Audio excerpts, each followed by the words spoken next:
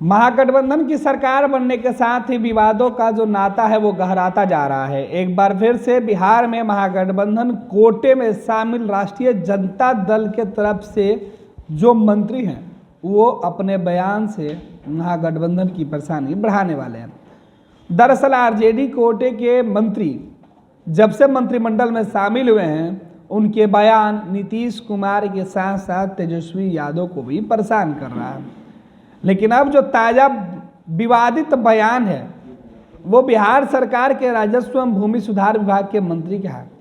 राजद के वरिष्ठ नेता हैं और पार्टी के कई जिम्मेवारी इनके कंधों पे है और उन्होंने जिस तरीके से बयान दिया है इसका मकसद साफ है कि सुधाकर चंद्रशेखर के मामले पर नीतीश कुमार और तेजस्वी यादव की मुश्किलें तो बढ़ी ही थी।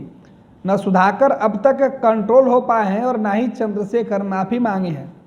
ऐसे में आलोक मेहता का यह बयान तेजस्वी यादव और राष्ट्रीय जनता दल के सेहत पर किस तरीके से पड़ेगा यह देखना दिलचस्प होगा, क्योंकि बिहार में महागठबंधन में शामिल नेताओं ने जिस तरीके से हाल के दिनों में विवादित बयान दिया है उसके बाद नीतीश कुमार खुद अपने ही लोगों से घिरते जा रहे हैं। कभी जेडीयू के पूर्व एमएलसी बलियावी के बयान हो या फिर चंद्रशेखर के मामले, हर जगह नीतीश कुमार को सवालों से घिरे रहना पड़ रहा है। और अब तो आलोक मेहता ने जिस तरीके से बयान दिया है आरक्षण को लेकर, उन 10% लोगों को लेकर, इसके बाद आरजेडी के साथ साथ नीतीश की मुश्किलें बढ़ने वाली है।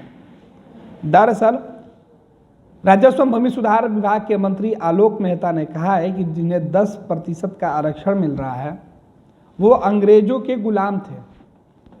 अंग्रेजों के कहने पर मंदिर में घंटा बजाया करते थे और ये विवादित बयान सामने आने के बाद से बिहार में एक बार फिर से बवाल मचना तय है। दरअसल आलोक मेहता के बयान काफ़ी हल्के में नहीं लिए जा सकते हैं, क्योंकि पार्टी के महत्वपूर्ण पद पर अभी भी वो अपनी जिम्मेदारियों को निभाते हैं। तो साथ ही साथ नीतीश कुमार के मंत्रिमंडल में शामिल आलोक मेहता तेजस्वी यादव और लालू परिवार के बेहद भरोसेमंद भी हैं। अब उनके बयान के कई मायने निकाले जा रहे हैं। आपको बता दें कि आलोक मेहता ने कहा क्या है। दरअसल बिहार सरकार के मंत्री आलोक मेहता भागलपुर में थे। भूमि सुधार राजस्व मंत्री आलोक मेहता शनिवार को भागलपुर जिले के गोराडीह प्रखंड अंतर्गत सालपुर पंचायत के कासिल हटिया मैदान में जनसभा को संबोधित कर रहे थे। संबोधित करते हुए उन्होंने कहा कि जिन्हें 10% में गिना जाता है वह पहले मंदिर में घंटी बजाते थे और अंग्रेजों के दलाल थे। उनके सामने जो आवाज़ उठाता था उनकी जुबान बंद कर दी जाती थी। मंत्री 1 फरवरी को पटना में आयोजित जगदेव प्रसाद के जन्म दिवस के समारोह में लोगों को शामिल करने के लिए जनसभा को संबोधित करने पहुंचे थे। आलोक मेहता का यह बयान, जो 10% लोग हैं उन्हें EWS कहा जाता है, वह दलित, शोषित, वंचितों के लिए उचित नहीं है। आने वाले समय में आरक्षण पर खतरा है। आलोक मेहता का कहना था कि जगदेव बाबू ने दलित, शोषित, पिछड़े और वंचितों के उत्थान के लिए लड़ाई लड़ी, जिनकी हिस्सेदारी 90% है। उन्हें समाज में कोई सम्मान नहीं मिलता था। जो 10% है उन्हें जब अंग्रेज यहाँ से जाने लगे तो सैकड़ों एकड़ जमीन देकर जमींदार बना दिए। जो मेहनत मजदूरी करते थे उन्हें वंचित रखा गया।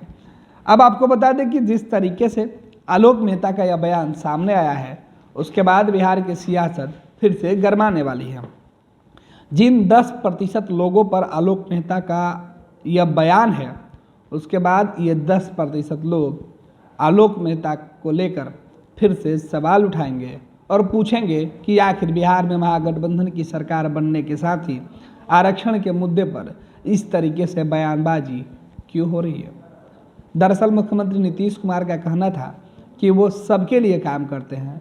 तेजस्वी यादव भी A to Z की बात करते हैं, लेकिन उनके ही मंत्री A to Z की बात कौन करे।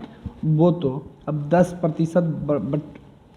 10% बराबर 90 की लड़ाई लड़ने की बात कर रहे हैं।